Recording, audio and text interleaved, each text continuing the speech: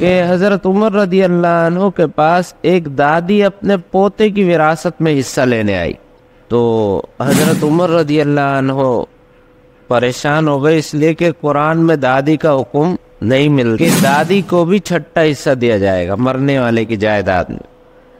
پوتے کی جائیداد میں اگر اس کی ماں نہ ہو بلکہ دادی ہو تو اس کو بھی چھٹا حصہ ملتا ہے۔ نہ دینا یا برا سمجھنا اس بات کو یہ ہندوانہ رسم ہے۔ دیکھیں، وراثت میں حصہ نہ دینا یہ ایک ہندوانہ رسم ہے۔ اعوذ باللہ من الشیطان الرجیم، بسم اللہ الرحمن الرحیم۔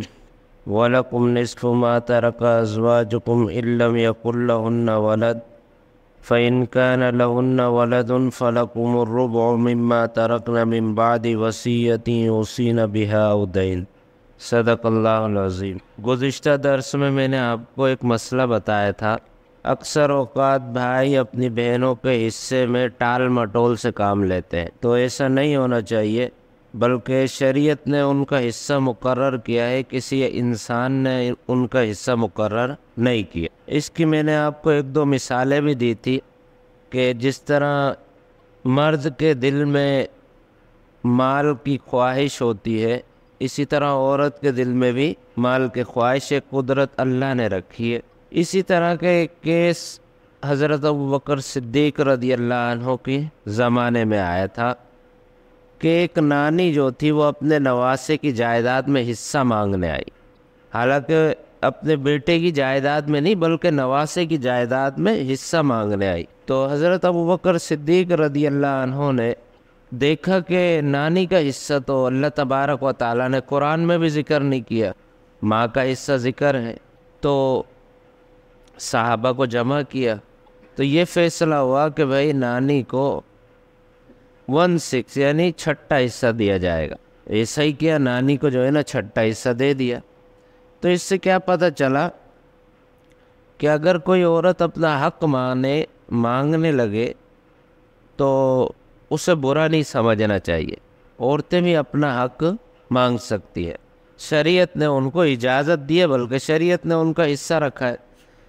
یہ جو حدیث ہے ابو داؤد میں ہے، پھر اسی حدیث کے آخر میں حضرت عمر رضی اللہ عنہ کے زمانے کا ایک قصہ بیان ہوا کہ حضرت عمر رضی اللہ عنہ کے پاس ایک دادی اپنے پوتے کی وراثت میں حصہ لینے آئی، تو حضرت عمر رضی اللہ عنہ پریشان ہو گئے، اس لیے کہ قرآن میں دادی کا حکم نہیں ملتا، ماں کا حصہ ملتا ہے۔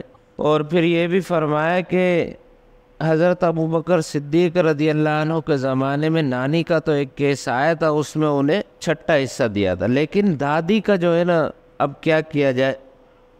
تو پھر صحابہ سے مشورہ ہوا، یہی طے ہوا کہ دادی کو بھی چھٹا حصہ دیا جائے گا مرنے والے کی جائیداد میں۔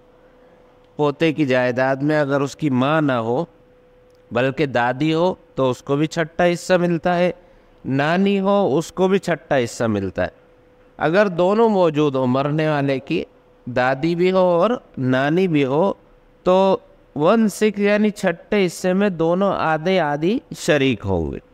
ایک شریعت نے باقاعدہ ایک حکم دیا اور صحابہ نے بیٹھ کر یہ مشورہ کیا کہ ان کو چھٹا حصہ دینا چاہیے۔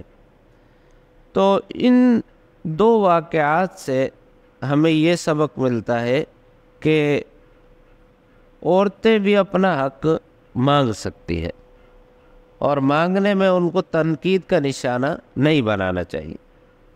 نہ دینا یا برا سمجھنا اس بات کو یہ ہندوانہ رسم ہے۔ دیکھیں، وراثت میں حصہ نہ دینا یہ ایک ہندوانہ رسم ہے۔ ہندوؤں میں یہ رواج ہے کہ وہ جو ہے نا وراثت کو کئی سال تک تقسیم نہیں کرتے، اور بالخصوص عورتوں کو تو بالکل بھی نہیں دیتے، بہنوں کو۔ تو یہ ایک ہندوانہ رسم ہے، اور اسلام نے ان رسموں کو ختم کیا ہے۔ دیکھیں، آپ اگر وراثت کے آیات کو دیکھیں تو دو طرح کے آپ کو گروپ ملیں گے، دو طرح کے لوگ ہیں جن میں وراثت اللہ تبارک و تعالیٰ نے تقسیم فرمائی ہے۔ کچھ کمزور ہیں اور کچھ بہت مضبوط ہے۔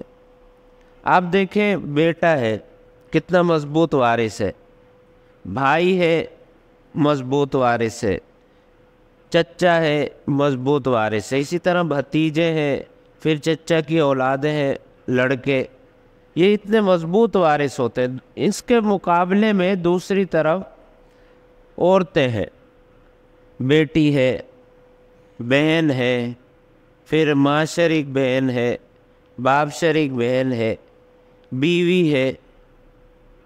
یہ دیکھیں دوسرے گروپ میں کیا ہے، عورتیں ہیں۔ اور یہ والا جو گروپ ہے نا، تو اس میں اکثر جو ہے نا کمزور حضرات ہیں، کمزور افراد ہیں۔ اور اگر آپ اس گروپ کو دیکھیں جس میں بیٹا ہے، بھائی ہے، چچا ہے، یہ سارے کیا ہے، مضبوط ہیں۔ تو اب آپ دیکھیں کہ اللہ تبارک و تعالیٰ نے جتنے بھی حصے بیان کیے ہیں، اکثر وہ کمزوروں کے حصے متعین کر دیے۔ یہ جو کمزور ہے نا، جن میں عورتوں کی تعداد زیادہ ہے، ان کے اللہ تبارک و تعالیٰ نے حصے مقرر کر دیے، اور جو مضبوط ہیں ان کے حصے مقرر نہیں کیے۔ کیوں؟ اس کی وجہ یہی ہے کہ اللہ تبارک و تعالیٰ کو معلوم تھا کہ یہ جو مضبوط ہے یہ تو مال لے لیں گے، اور کمزور کیا کریں گے، دیکھتے ہوئے رہ جائیں گے۔ اس لیے اللہ تبارک و تعالیٰ نے کمزوروں کے حصے بیان کر دیے، اور جو مضبوط وارث ہیں ان کو روک دیا۔ فرض کرے بیٹے کا، دیکھیں یہاں پر کوئی حصہ مقرر نہیں ہے، جو مال بچ جائے گا وہ بیٹا لے لے گا، ہر حال میں اس کو ملے گا، لیکن اس کا کوئی حصہ فکس نہیں کیا۔ بیٹی کا حصہ فکس کر دیا، اگر بیٹی ایک ہے تو اسے آدھا ملتا ہے، بیٹی اگر مرنے والے کے بیٹے کے ساتھ آ جائے تو پھر بیٹے کو 2 بیٹیوں کے برابر حصہ ملتا ہے۔ تو یہاں پر بھی دیکھیں بیٹے کا حصہ مقرر نہیں کیا۔ تو اللہ تبارک و تعالیٰ نے دیکھیں کتنا تحفظ دیا، ایک سیکیورٹی دی کمزوروں کو، کہ ان کے حصے مقرر کر دیے تاکہ ان کے حصوں میں کوئی گڑبڑ نہ کر سکے، اور مضبوطوں کو انتظار میں رکھا کہ آپ انتظار کریں، اور جب وہ لے لینا، عورتیں کمزور جب لے لیں گی اپنا حصہ، اس کے بعد تم نے لینا ہے۔ یہ ایک اللہ کا دیکھیں کتنا اچھا نظام ہے تقسیم کا۔ اس کی مثال اگر میں آپ کو ایک اس طرح دے کر سمجھاؤں کہ ایسا ایک کیس حضرت عمر رضی اللہ عنہ کے زمانے میں آیا تھا کہ ایک عورت کا انتقال ہوا، اس کا شوہر زندہ تھا، اس کی ماں زندہ تھی، 2 ماں شریک بھائی تھے اور ایک حقیقی بھائی تھا۔ ماں شریک یہ ہوتا ہے کہ ماں ایک ہی ہو، باپ الگ الگ ہو۔ ایک عورت کا جو ہے نا پہلے ایک سے نکاح تھا، اس سے بھی اولاد ہوئی، پھر اس شوہر کا انتقال ہو گیا، پھر اسی عورت نے دوسرے مرد سے نکاح کیا، اس سے بھی اولاد ہوئی۔ تو اب یہ دونوں شوہروں کی جو اولادیں نا آپس میں بھائی ہوں گی، لیکن ماں شریک بھائی ہوں گی، ماں ایک ہی ہے دونوں کی، لیکن جو پہلے شوہر سے اولاد ہے ان کا باپ وہ ہے، جو دوسرے شوہر سے اولاد ہے ان کا باپ وہ ہے، ماں تو ایک ہی ہے نا، تو یہ ماں شریک بھائی کہلاتے ہیں۔ تو دیکھیں ماں شریک بھائی اور حقیقی بھائی، ان دونوں میں فرق ہے۔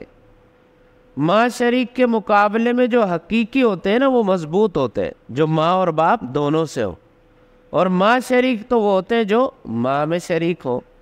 تو دیکھیں اس عورت کا انتقال ہوا، اس کا شوہر تھا، ماں تھی، اور 2 ماں شریک بھائی تھے اور ایک حقیقی بھائی تھا۔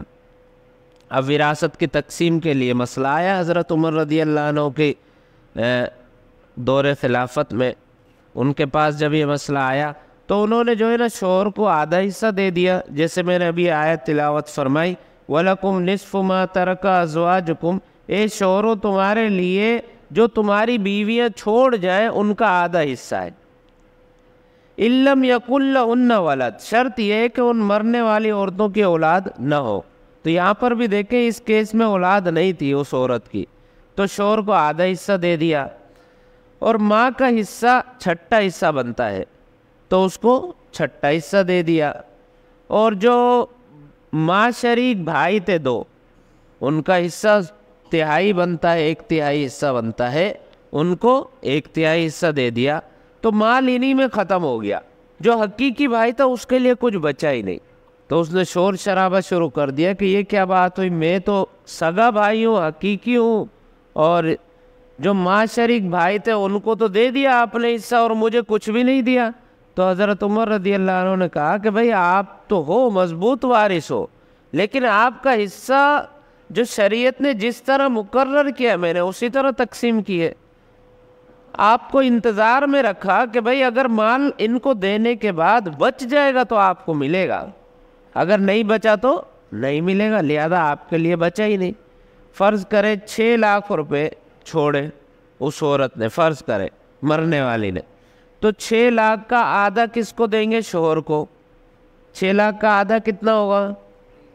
3 لاکھ، اور ماں کو چھٹا حصہ دیں گے۔ 6 لاکھ کا چھٹا حصہ کتنا بنتا ہے؟ 1 لاکھ۔ 3 لاکھ ماں کو دے دیے اور 1 لاکھ، 3 لاکھ شوہر کو دے دیے اور 1 لاکھ ماں کو دے دیا، کتنے ہو گئے؟ 4 لاکھ۔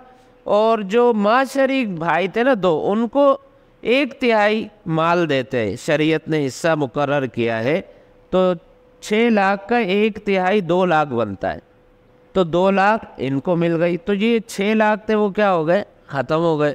تو اب بھائی کے لیے بچا کچھ نہیں بچا۔ تو میں یہ بتا رہا تھا کہ دیکھیں اللہ تبارک و تعالیٰ نے کمزوروں کے حصے مقرر کیے اور مضبوطوں کو روک کر رکھا کہ پہلے وہ لے لیں، اس کے بعد کیا ہے تم نے مال لینا۔ تو شریعت نے جو طریقہ رکھا ہے نا، تو ہمیں بھی یہی طریقہ جاری رکھنا چاہیے کہ پہلے کمزوروں کو دینا چاہیے، بہنوں کو دینا چاہیے، بیٹیوں کو دینا چاہیے، اس کے بعد جو ہے نا مضبوط وارثوں کو لینا چاہیے۔ اسی میں ہم سب کا کیا ہے؟ فائدہ ہے۔ وآخر دعوانا ان الحمد للہ رب العالمین۔